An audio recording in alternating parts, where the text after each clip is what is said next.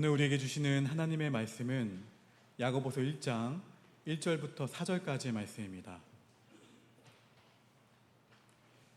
야고보서 1장 1절부터 4절까지의 말씀입니다.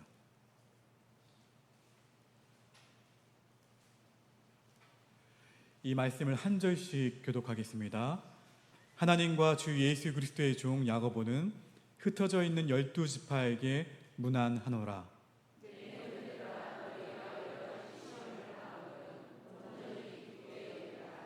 이는 너희 믿음의 시련이 인내를 만들어내는 줄 너희가 알미라.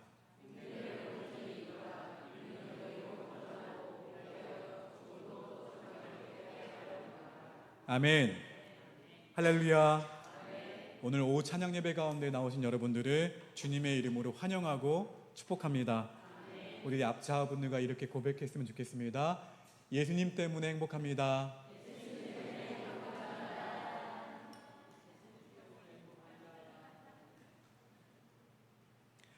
어느 유치원에서 선생님이 아이들에게 두 손을 쫙 펴고 물었습니다.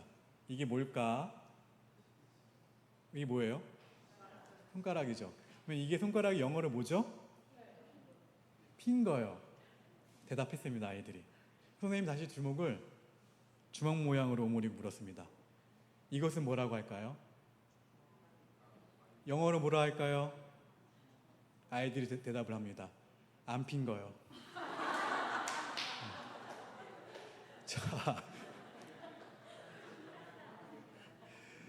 자, 이런 특성은 아이들의 타고난 영리함이라 할 수 있습니다. 목사님이시면서 유치원 교사이셨던 로버트 풀검은 내가 정말 알아야 할 모든 것은 유치원에서 배웠다라는 베스트셀러를 썼습니다. 그 내용 가운데 지혜는 대학원이라는 산 꼭대기에 있는 것이 아니라 유치원의 모래성에 있다. 로버트 풀검은 말합니다. 인생이 실패하는 것은 유치원에서 배운 단순한 진리를 실천에 옮기지 못하기 때문이라고 이 사람은 말합니다. 사실 인생의 성숙이란 유치원에서 배운 삶의 기본을 적용함으로 이루어지는 것이라 할 수 있어요. 오늘 본문을 보면 야고보서는 편지의 수신인이 본문 1절을 보시게 되면 흩어져 있는 12지파임을 알 수가 있습니다. 우리 1절 말씀을 다시 한번 읽어보겠습니다. 시작.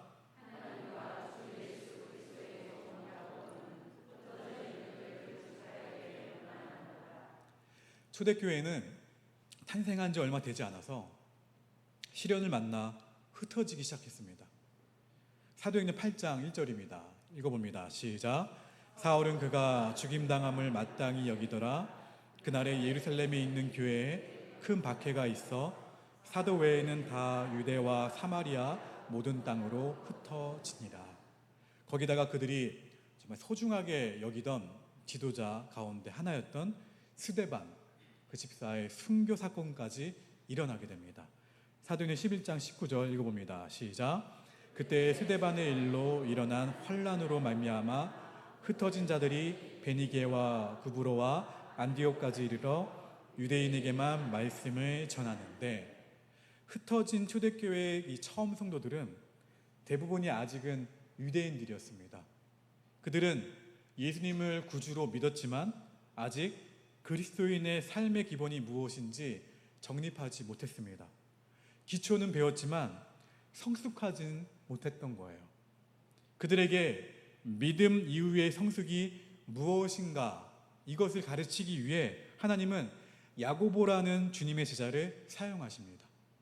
야고보는 유대인들에게는 우리 이름의 흔한 성 김씨, 이씨, 최씨, 박씨 만큼 흔한 이름이었어요. 그래서 야고보서를 접근할 때 어떠한 야고보가 쓴 저자인가가 문제가 되곤 합니다. 진짜 어떠한 야고보인가? 어느 김씨가 썼나? 예수님의 제자인가? 아니면 누군가? 어느 동네 누구인가?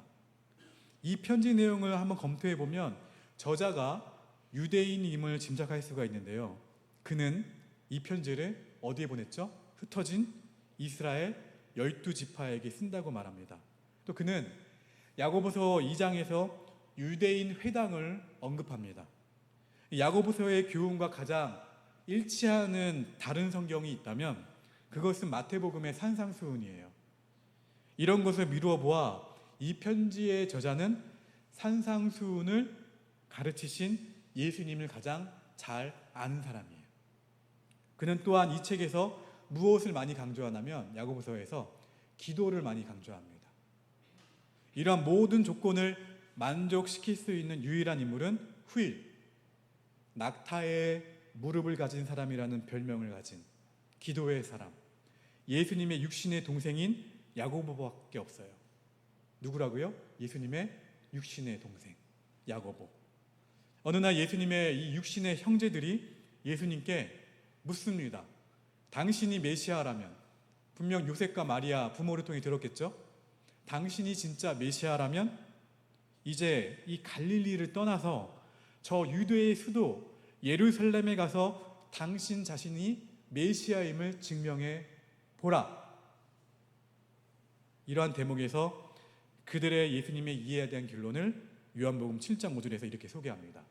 같이 읽어봅니다. 시작. 그는 그 형제들까지도 예수를 믿지 아니하미로라. 예수님을 어떻게 했다고요? 형제들이 믿지 않았어요. 증명해봐라 했지만 믿지 않아서 증명해보라는 거예요. 틀림없이. 근데 어떻게 그랬던 형제 가운데 한 명인 그가 어떻게 예수님을 믿었을까요?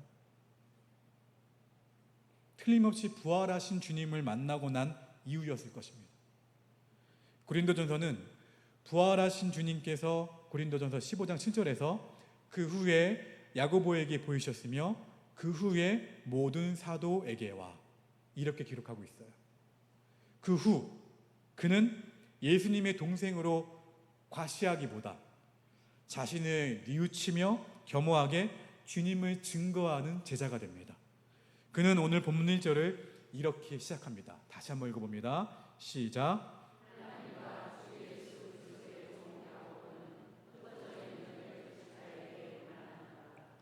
여러분이라면 뭐라고 소개하실 거예요? 하나님과 주 예수 그리스도의 종, 예수 그리스도의 형제라고 하겠죠. 네, 형제니까. 그런데 야고보는요, 예수님의 동생이라고 하지 않고, 아니면 예수님이 사랑했던 동생 야고보라고 하지 않았어요. 뭐라고 하나요? 주 예수 그리스도의 종 야고보는. 이 대목 그냥 지나가셨죠? 그동안에. 그냥 한 얘기가 아니에요. 주 예수 그리스도의 종이라고 자신을 야고보는 소개합니다. 그리고 그는 이제 유대 성도들의 존경을 받는 지도자가 되어서 예수님을 따르는 삶의 길을 가르치고 있는 거예요. 그리고 그는 당시 흩어져서 많이 흔들리고 있는 성도들에게 주 예수님을 대신해 그들의 진정한 믿음의 성숙을 촉구할 필요를 느끼고 야고보서를, 이 편지를 쓰게 된 거예요. 이 성숙의 과제를 이 편지에서 그는 온전함이라는 단어로 표현하고 있습니다. 야고보는 편지에서 이 복음 그 자체를 설명하기보다는 복음을 받아들인 성도들의 복음 이후에 복음적인 삶, 곧 믿음의 성숙을 말해요. 그렇다면 야고보가 흩어진 이 신앙적으로 어린 성도들에게 편지하면서 기대했던 믿음의 온전함, 믿음의 성숙은 어떻게 이룰 수 있을까요? 따라합시다. 우리의 믿음은 시련으로 온전하게 된다. 할렐루야. 무엇으로 온전하게 된다고요? 인생을 살면서 우리는 여러 가지 시련을, 또 시험을 만나며 살아갑니다. 본문 2절 읽어봅니다. 시작.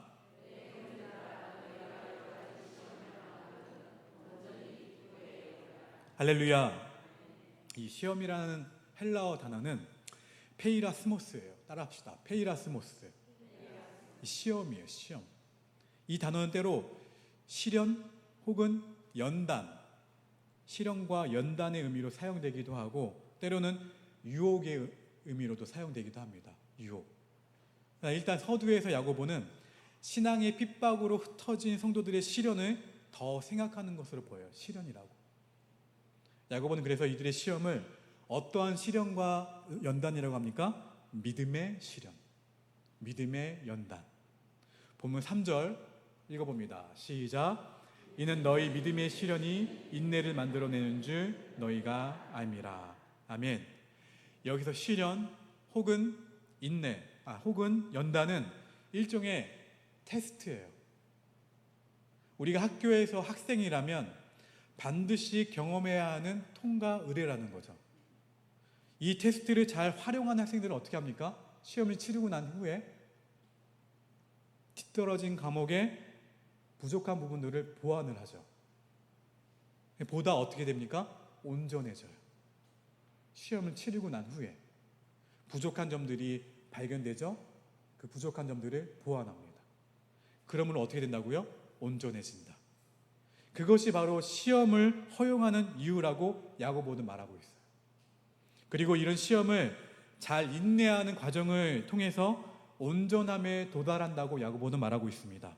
본문 4절 말씀 읽어봅니다. 시작. 인내를 온전히 이루라. 이는 너희로 온전하고 구비하여 조금도 부족함이 없게 하려 함이라. 아멘.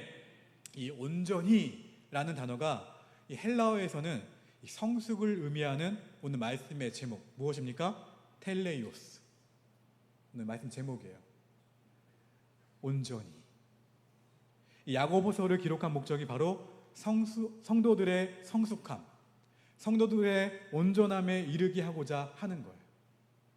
거기에 도달하기 위해 필요한 것이 바로 무엇이라는 거예요? 믿음의 시련 혹은 믿음의 연단이라고 할 수 있습니다. 야고보는 당시 신앙의 핍박을 피해서 흩어진 성도들이 경험하는 그 고난이, 그 시련이 바로 믿음의 연단이라고 말하고 있는 거예요.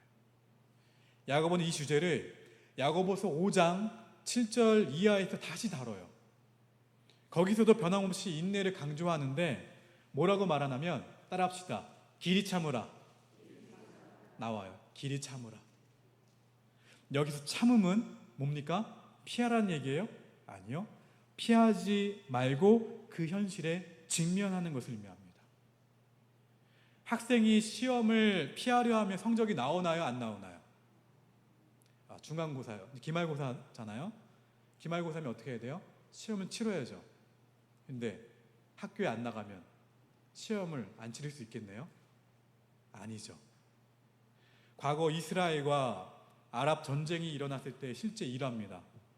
한 미국 대학의 클래스에서 이스라엘 학생과 아랍 학생이 같은 수업을 듣고 있었다고 해요.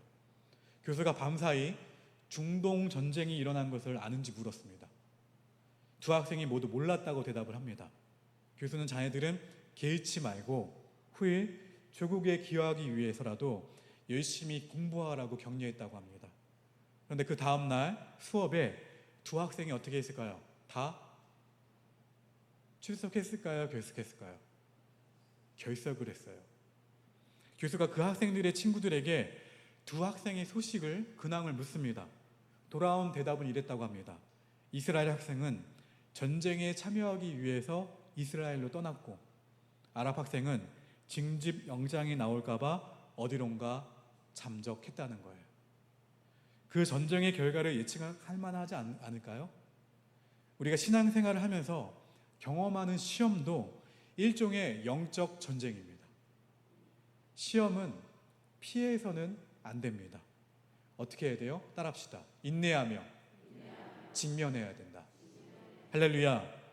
그 직면을 통해서 우리의 믿음은 비로소 온전해짐을 믿으시기를 축원합니다. 이것이 바로 야고보가 전하는 복음적 삶의 승리의 비결이에요. 너희가 문제를 만났냐? 그러면 거기에 직면하라. 그 시련이, 믿음의 시련이, 믿음의 고난이 너희를 온전하게 할 것이다. 이 이야기예요. 이어서 야고보가 신앙적으로 흩어진 어린 성도들에게 편지하며 기도했던 믿음의 온전함, 믿음의 성숙은 어떻게 이룰 수 있을까요? 따라합시다. 우리의 믿음은 행함으로 온전해진다. 할렐루야. 이미 야고보서 1장에서 온전하다라는 단어를 몇 차례 만났습니다. 또 2장에서는 그 단어를 다시 만날 수가 있어요. 2장 22절 읽어봅니다. 시작.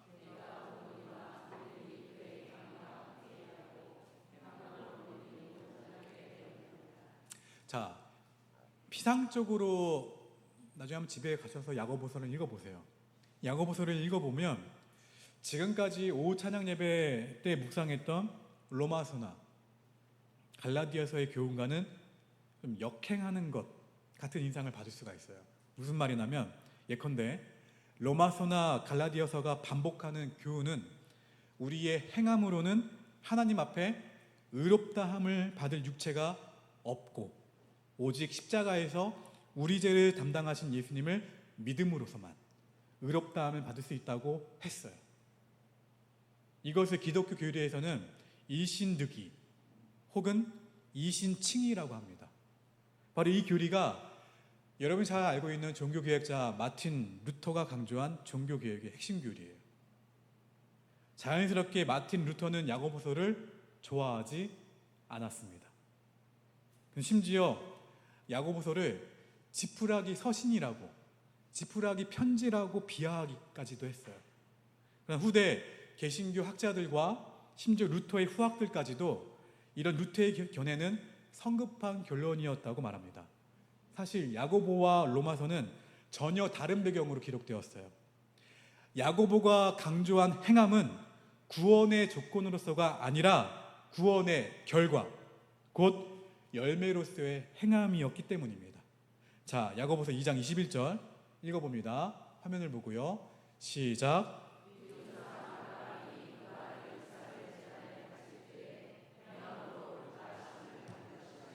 그러나 창세기 15장 6절을 보면 읽어봅니다. 시작.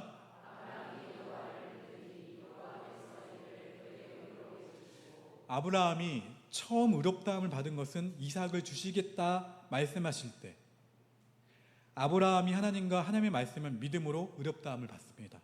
그런데 야고보가 언급하는 이삭을 제단에 드리는 사건은 훨씬 더 시간이 지난 창세기 22장의 사건이에요. 하나님은 이삭을 드리는 사건을 통해 한 번 더 아브라함의 믿음을 시험하신 것이고 이 시험에 합격함으로써 아브라함은 그가 과거의 믿음으로 의롭다함을 받은 것을 이제는 행함으로도 의로운 사람임을 증명하게 된 거예요. 이삭을 제물에 바침으로써. 이때 이 사건으로 아브라함의 믿음은 더욱 텔레이오스, 온전해졌어요. 이 사건으로 아브라함은 그의 믿음이 죽은 믿음, 곧 말뿐인 믿음이 아니라 산 믿음임을 증명합니다. 야고보서 2장 26절 함께 고백합니다. 시작. 영혼 없는 몸이 죽은 것 같이 행함이 없는 믿음은 죽은 것이니라.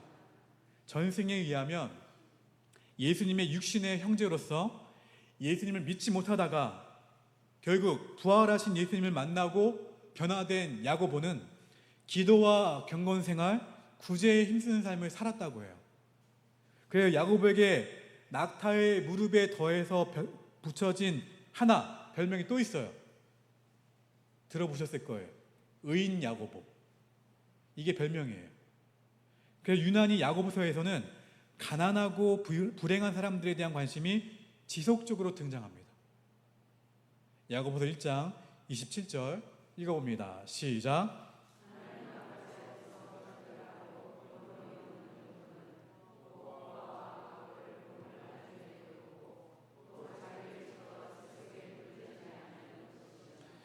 아멘.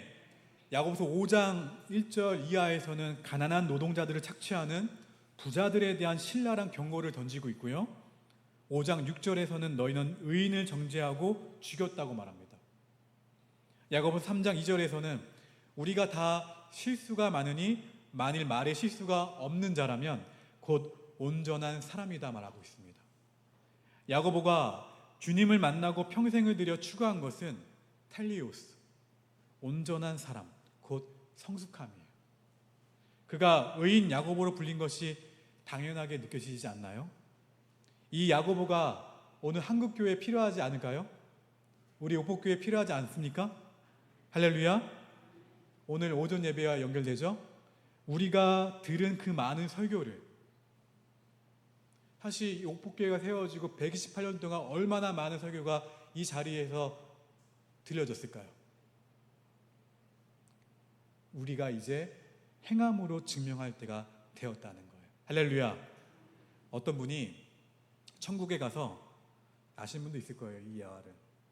실제로 주님을 뵙자 당황스러워하면서 이렇게 인사를 했다고 합니다. 주님, 말씀은 많이 들었습니다. 어떤 교회에 새로 목사님이 담임으로 부임하셨는데 첫 주일, 첫 부임 설교에 교인들이 많은 은혜를 받았다고 해요. 그런데 다음 주일 그 목사님은 지난주 부임 설교를 그 주에도 하셨다고 합니다. 그러자 교인들이 어떻게 했을까요? 수군거리면서, 아니 지난주일 부임 설교를 왜 이번 주에도 하시지? 그런데 그 다음 주에도 또 반복하자. 3주째. 더 이상 참을 수 없었던 교우들은 대표를 보냅니다. 그리고 이유를 물어요, 목사님께. 그래서 목사님은 담담하게 이렇게 대답했다고 하십니다. 우리가 말씀을 받는 이유는 말씀대로 살기 위해서가 아닌가요? 저는 아직 우리 중에 제가 나눈 말씀들이 실천되는 것을 보지 못했습니다. 그 말씀이 순종된다면 다음 주일은 새로운 묵상을 가지고 설교하겠습니다. 이것이 바로 야고보서를 기록한 이유예요. 제가 쉽게 말씀드린 거예요. 이것이 바로 야고보가 전한 복음이에요. 복음에 합당한 복음적 삶의 기대라는 거죠. 사랑하는 성도 여러분, 저도 기대합니다. 할렐루야. 저는 다음 주에 설교 반복하진 않을 거예요. 그래도요. 왜요? 삶의 한 절이라도 그 말씀대로 살아내고자 하는 몸부림이 저와 여러분 모두에게 있어야 돼요. 그러면 가정이 바뀝니다. 여러분 일터가 바뀌고 이 거제 땅이 바뀌어요. 그리고 우리 나라와 민족이 바뀝니다. 왜 기독교인이 그렇게 많았는데 왜 변화가 없을까요? 기독교인의 정치인들이 그렇게 많았는데 왜 그렇게 되었을까요? 각자 많은 그 영역의 기독교인들이 그렇게 많은데도 불구하고 왜 아무런 영향력이 없을까요? 여러분, 도전합니다. 우리 모두가 그 주신 말씀 그대로 살아낼 수 있기를 주의 이름으로 축원합니다. 그 말씀대로 살아내고자 하는 그 거룩한 몸부림이 저와 여러분 모두에게 있으셔야 돼요. 여러분, 그래서 그 말씀을 꼭 실천함으로 야고보가 전했던 복음에 합당한 복음적 삶의 기대를 우리 모두가 부응할 수 있기를 주의 이름으로 축원합니다. 우리 그 말씀 기억하시면서 함께 하나님 한 번도 나를 찬양과 너는 내 아들이라 함께 찬양하시겠습니다.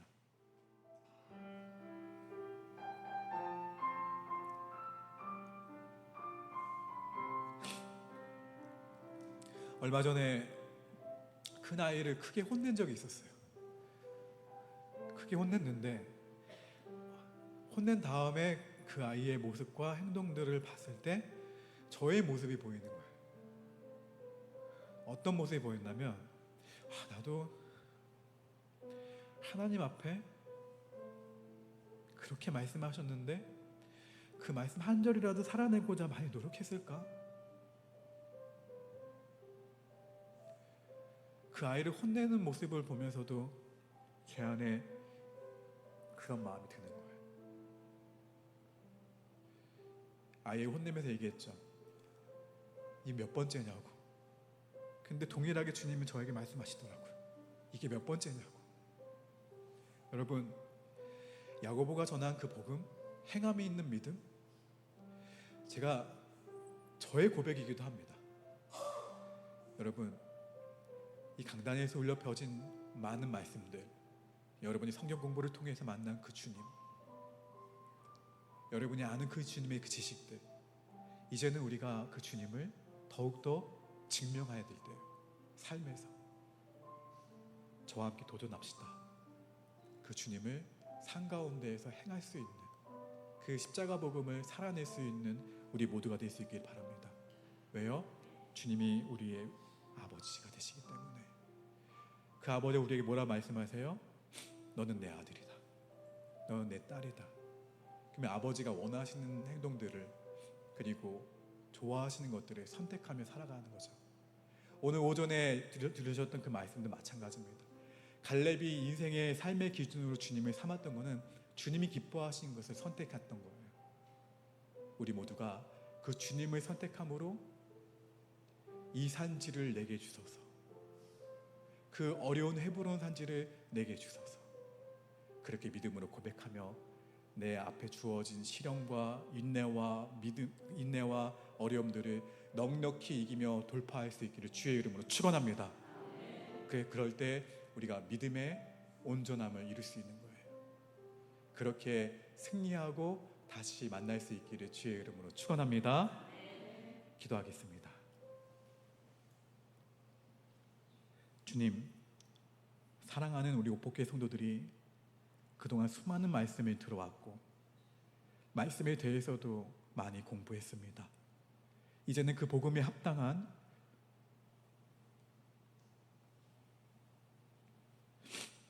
복음적 삶의 기대와 우리 모두가 복음을 살아내는 실천이 우리 삶에 더욱 충만하도록 인도하여 주시옵소서. 여호와는 내게 복을 주시고 너를 지키시기를 원하며, 여호와는 그의 얼굴을 내게 비추사 은혜 베푸시기를 원하며, 여호와는 그 얼굴을 내게 향하여 드사 평강 주시기를 원하노라.